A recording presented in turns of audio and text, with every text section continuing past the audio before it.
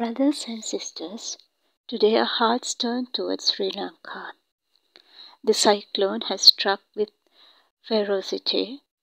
Floods, landslides, devastation, lives lost, homes destroyed, families displaced. In a time like this, God is calling us not to watch and mourn, but to intercede, to lift up the hurting, to stand in the gap, to bring God's mercy and healing. Just like Abraham once pleaded for a doomed city, we too carry a voice of hope for Sri Lanka. When Abraham asked for mercy for Sodom, he dared to stand before God on behalf of sinners. Today God hears a cry from Sri Lanka, broken roads, flooded towns, families suffering, lives lost, children uprooted, elderly in danger. Let us, with that same boldness, that same faith, ask God, Lord, spare the innocent, protect the vulnerable. Lord, let your mercy flow like streams, healing the wounded, restoring the homes. We do not pray from fear alone, but from the heart that God is compassionate, just, and faithful. Abraham didn't distance himself from the lost city. He identified, he pleaded. We can do the same as believers. We are called to look at the suffering and not turn away. Pray for rescuers, especially Navy, military volunteers, risking their lives to save others. Let us pray for displaced families, those who lost their homes, who have no shelter, no security. Pray for the broken-hearted, grieving families, children who lost their parents, and for communities that are shattered. And in prayer, God connects our hearts to theirs. In prayer, we become messengers of His love and comfort.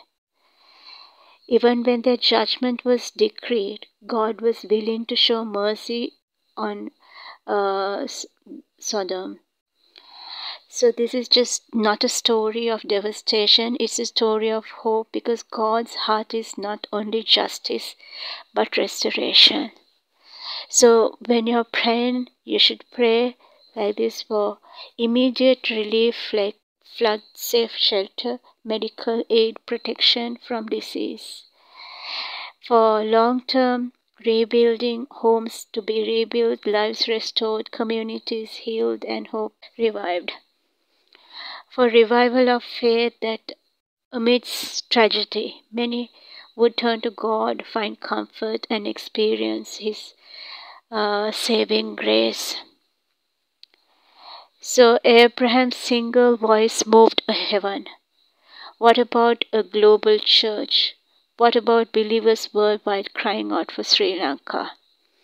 Today you and I have a platform, a voice on YouTube, in churches, among friends to intercede. As we pray, we join heavenly intercession. As we stand bold in prayer, we stand for justice, mercy, healing. As we proclaim God's faithfulness, we build bridges of hope. So let us pray. Lord, Heavenly Father, we come before you today to bring Sri Lanka into your mighty hands, Jesus. In this moment, we come before your presence with a lot of fear and uncertainty. But we plead that this cyclone will leave Sri Lanka without taking any more lives. Let your mighty hand push it away from our nation right now. Father, we lift up every family, every child, every homeless person, and every animal affected by this storm. Look upon our country with mercy. Forgive our sins. Heal this land, Lord Jesus. Like in the old days, how Abraham came before the Lord, we as Christians come before you, interceding for our country, Lord Jesus. When Sodom and Gomorrah was destroyed, Abraham interceded. Just like that, we as Christians, we are going to intercede for our nation, Lord Jesus. Right now, we ask, Lord Jesus, to comfort those who are mourning, strengthen those who have lost their homes, loved ones, and everything they held dear. Bring peace to shattered hearts. Provide food for hungry children. Let your grace surround every hurting soul. We commit Sri Lanka into your mighty hands. We ask for a miracle only you can give. In Jesus' powerful name we pray. Amen.